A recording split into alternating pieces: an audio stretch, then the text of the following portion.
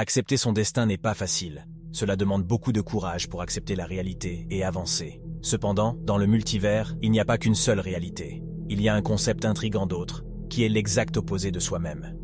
Imaginez l'existence de toutes ces choses que vous n'êtes pas. Pour le gardien, ces choses revêtent une grande importance et suscitent un vif intérêt. Il raconte l'histoire de Spider-Man dans une dimension alternative. Dans ce monde, Peter Parker souffre d'une dégénérescence cellulaire catastrophique suite à une bataille mortelle contre Morland. Peter Parker a fini par tuer Morland et semblait mourir peu de temps après. Maintenant, la chose fascinante ici est qu'apparemment, contrairement à la Terre 616 où la mort signifie la mort, ce monde est différent. Peter Parker n'était pas vraiment mort dans ce monde. Les araignées enveloppent généralement leurs victimes avec une toile et les mettent en cocon. Peter 2 était une victime de ces pouvoirs d'araignée, ce qui signifie qu'il était coincé dans un cocon. À l'intérieur de ce cocon, Peter avait perdu sa forme humaine. Seule son âme restait. Dans ces circonstances, il découvrit son essence d'araignée. L'essence lui offrait une nouvelle vie. Mais il y avait un prix énorme. Peter avait toujours fui son côté araignée, mais cette fois-ci, il devait l'accepter et devenir une araignée pour vivre à nouveau. En entendant cela, Peter décapita l'araignée, refusant de devenir une marionnette de son essence d'araignée. Pour lui, c'était un risque trop important. Ainsi, Peter était coincé à l'intérieur du cocon en attendant l'araignée, mais l'araignée était déjà morte. Dans ce cas, certains charognards pourraient le remarquer et profiter de l'occasion. Au milieu de tout cela, Venom était piégé dans une prison. Chaque jour, il prétendait être différent maintenant, mais la police ne remarquait rien. Il affirmait que la raison pour laquelle il avait perdu contre Spider-Man était qu'il était encore en train d'apprendre ses capacités. Alors qu'il délirait, quelque chose se déclencha en lui. Sa proie, Mac Gargan, ignorait une chose. Avant de se lier à lui, Venom faisait partie de Peter Parker.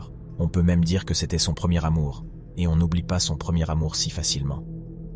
Maintenant que Peter Parker était libre de son essence d'araignée, Venom le sentait et décida de profiter de cette opportunité. Il quitta le corps de Mac Gargan et s'échappa de prison. Il se lia avec un autre être humain, mais il n'y avait pas de véritable attachement dans cette relation symbiotique. Il utilisait simplement ce corps pour atteindre Peter le plus rapidement possible. Une fois arrivé à destination, il abandonna ce corps et entra dans le cocon. Il avait senti que la métamorphose de Peter Parker n'était pas terminée. Il y avait un vide, et il était là pour combler ce vide. Il a fallu beaucoup de temps à Venom pour prendre le contrôle du corps de Peter, car il possède une forte personnalité. Ce fut un processus douloureux et déchirant, qui ne vaut pas la peine d'être mentionné. Après des mois de lutte, Venom parvint enfin à prendre le contrôle du corps de Peter et sortit de ce cocon lors d'une nuit orageuse. Pendant tout cela, Mary Jane continuait d'avoir des cauchemars à propos de Peter. Tante May se précipita dans sa chambre lorsqu'elle se réveilla en hurlant. Seuls firent même intervenir Jarvis, qui demanda à Tante May s'il pouvait aider. Elle lui dit d'aller se reposer, car elle s'occuperait de MJ. Mary Jane lui dit qu'il n'aurait pas dû rester dans la ville après la mort de Peter.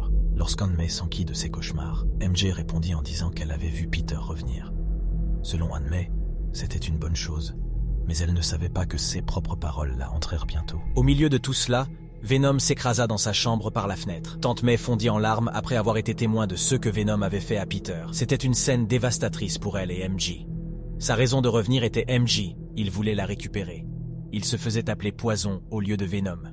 Selon lui, il avait acquis la capacité de se reproduire en elle, ce qui la rendrait semblable à lui, mais elle perdrait son propre sens de soi. Alors qu'ils conversaient, Wolverine et Luke Cage apparurent de nulle part et l'attaquèrent. Au cours de leur bataille, Poison parvint à transpercer l'épaule de Cage. Cela fit réaliser à MJ qu'il se battait pour elle. Alors elle décida d'abandonner et de devenir la marionnette de Poison. Elle le prévint qu'elle allait lui rendre la vie impossible. Après avoir entendu cela, Poison partit. De cette histoire, on peut en déduire plusieurs choses quant à la raison pour laquelle il l'a laissée derrière lui. Peut-être que l'amour de Peter pour elle repoussait Poison et l'empêchait de la souiller. Ou peut-être qu'il estimait que MJ ne méritait pas le don qu'il voulait lui accorder. Il réalisa qu'il voulait quelqu'un qui puisse le soutenir, quelqu'un qui soit tout comme lui, sans autre option. Il décida de choisir Gwen Stacy. Il exhuma sa tombe et plaça son corps à l'intérieur du cocon. Cela marqua le début de la renaissance de Gwen. N'oubliez pas de liker cette vidéo et de vous abonner à la chaîne.